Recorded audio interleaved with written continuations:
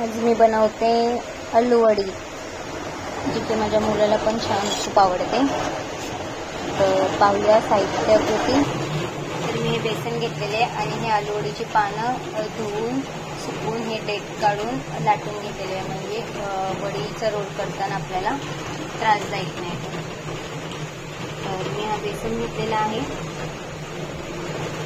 यामध्ये अर्धा छोटा चम्मच हळद, एक छोटा चम्मच तिखट, जास्त तिखट घेत नाही मुलगा खाणार आहे, धने जिरे पावडर घेऊ, अर्धा चम्मच गरम मसाला, खोवा जे घेत आहे चमचभर चोळून पॉलिश करून, आणि पांढरे तिळ। पावसाळ्यामध्ये मस्त गरमागरम तळलेलं काय खायचं असेल तर सोपं असं आणि कमी तेलाचा वापर करून हे शॅलो फ्राय करणार आहे। तीळ घेतलेलं आहे।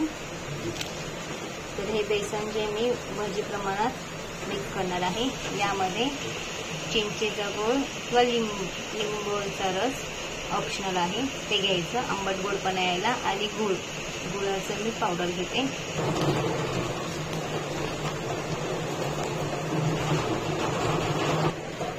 महत्वाचं म्हणजे चवीनुसार लागणारं मीठ, सर्वात शेवटी जी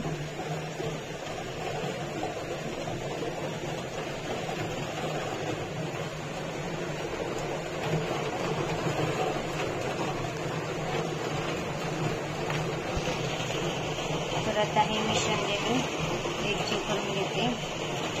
चिंचेचा गोळ जो केलेला आहे त्यामध्ये आवश्यकतेनुसार पाणी घेणार आहे।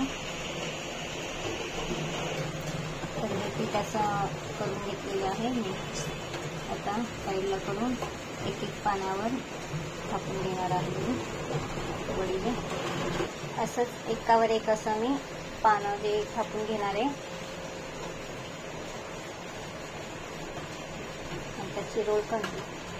त्याचा रोल करून शिजायला ठेवणार आहे।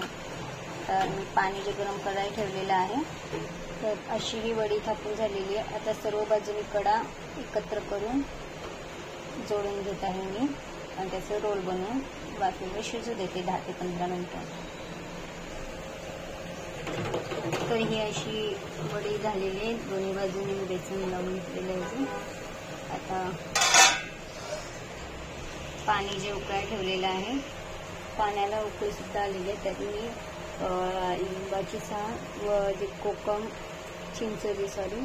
चिंचेचे जे गोळ काढून घेतले त्याचं उरलेलं जे टाकले, म्हणजे एक पातेलं करते म्हणून। तर यामध्ये मी हे वाफेवर शिजायला ठेवत आहे। तुमच्याकडे मोदक पात्र असेल जे की उकड काढायचं, तसं पण करू शकता, नाही तर पातेल्यामध्ये पाणी गरम करून त्यात जाळीवर। आता हे 10-15 मिनिटानंतर पाहू आपण। तर ही वडी झालेली आहे, आता काढून घेते, गॅस बंद करून। थंड झाली का कट करून शॅलो फ्राय करते किंवा डीप फ्राय ऑप्शनल आहे। तर कशी वाटली नक्की करून बघा, आणि कमेंट्स करून शेअर करा, आणि चॅनलला सबस्क्राईब करा। तर अशी वडी कट करून घेतलेली आहे, तर तेल गरम करण्यात ठेवले, फ्राय करून घेत आहे। ऑप्शनल आहे डीप किंवा शॅलो फ्राय। तर तेल सुद्धा तापलं आहे, गरम झालेलं आहे कढईमध्ये।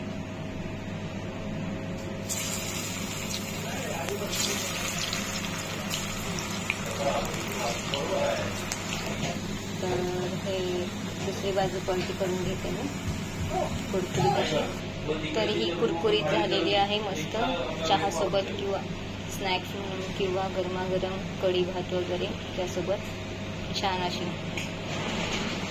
नक्की करून पहा, लाईक अँड शेअर करा, चॅनलला सबस्क्राईब करा।